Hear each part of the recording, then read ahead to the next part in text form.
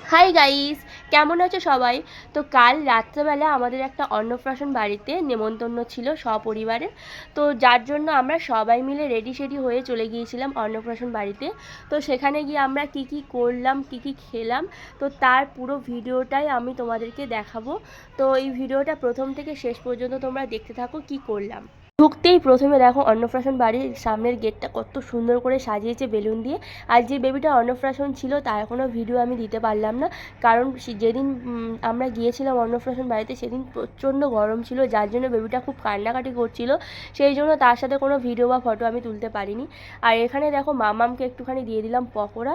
তো পকোড়া ছিল, বিভিন্ন রকমের কোল্ড ড্রিঙ্কস ছিল, তারপর ছিল কফি। তো আমার ওসবগুলো খেতে ইচ্ছা করছিল না, একটু পকোড়া খেতে ইচ্ছা করছিল, সেই জন্য আমি পকোড়াটাই নিয়েছি। আর মাম্মামকে একটুখানি খাইয়ে দিচ্ছিলো মা।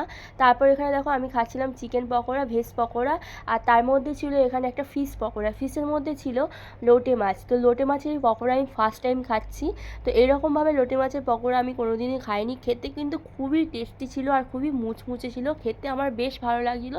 তো বেশ মজা করে পকোড়াগুলো খাচ্ছিলাম। আর এখানে দেখো বনুও খাচ্ছিল। তো বনুও বললো পকোড়াগুলো খুব ভালো হচ্ছিলো খেতে। তো তারপর এখানে দেখো খাওয়া দাওয়ার জন্য চলে আসলাম, যেহেতু অনেকটাই রাত হয়ে গিয়েছে, রাত তখন 10:30 বাজে।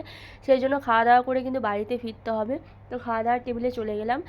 আর এদিন গিয়ে কিন্তু আমরা সবাই ছিলাম, আমার হাজব্যান্ডই খালি ছিল না, কারণ ও একটা দরকারি কাজে বাড়ির বাইরে ছিল, যার জন্য ও এই অনুষ্ঠানটিতে অ্যাটেন্ড করতে পারেনি। তো যাই হোক, এখানে ছিল বাবা, মা, আমি, বনু আর মাম্মাম, এই কজনই গিয়েছিলাম আমরা।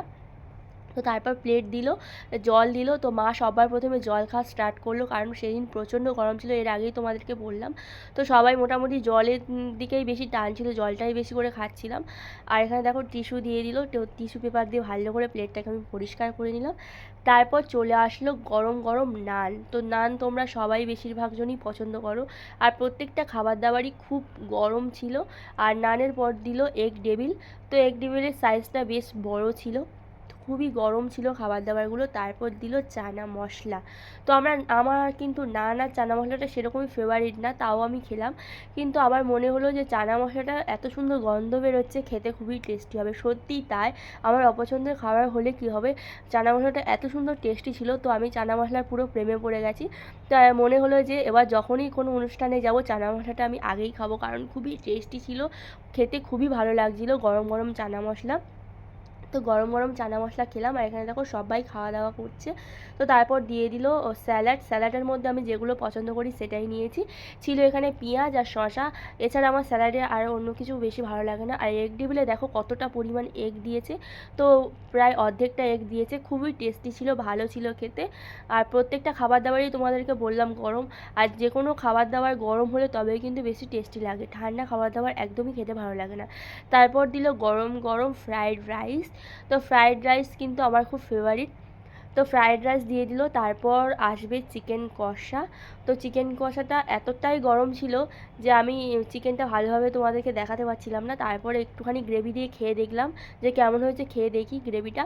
তো খেতে খুবই টেস্টি ছিল, চিকেন রেজালা ছিল, এটা চিকেন কষা না, যাই হোক। আর এতটা পরিমাণ গরম, যার জন্য আমি চিকেনটাকে ভালো করে ছাড়াতে পারছিলাম না হাঁড়ি থেকে।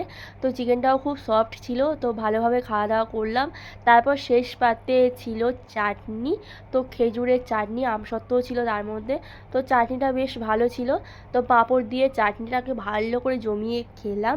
তো চাটনির পর দিয়ে দিল এখানে সন্দেশ। তো সন্দেশটা আমার সেরকমই একটা পছন্দের নয়, সেই জন্য সন্দেশটার প্রতি আমার সেরকমই একটা আকর্ষণ নেই। আমার যেটার আকর্ষণ, রসগোল্লা আমার ভালো লাগে, সেই জন্য রসগোল্লাটা নিলাম। তো রসগোল্লাটাও খুব সুন্দর সফট ছিল আর স্পঞ্জি ছিল। তো বেশ ভালো লাগলো রসগোল্লাটা খেয়ে। তারপর চলে আসলো আইসক্রিম। গরমের দিনে আইসক্রিম কার না ভালো লাগে বলো? তোমাদের কেমন লাগে আইসক্রিম? আমার তো খুব খুব ভালো লাগে। তো আমার না বেশিরভাগ জনেরই আইসক্রিম কিন্তু গরমের দিনে খুবই ভালো লাগে। তো বিশেষ করে এই যে ভ্যানিলা ফ্লেভার, এটা কিন্তু খেতে বেশ ছিল। তো আইসক্রিমটা খেলাম।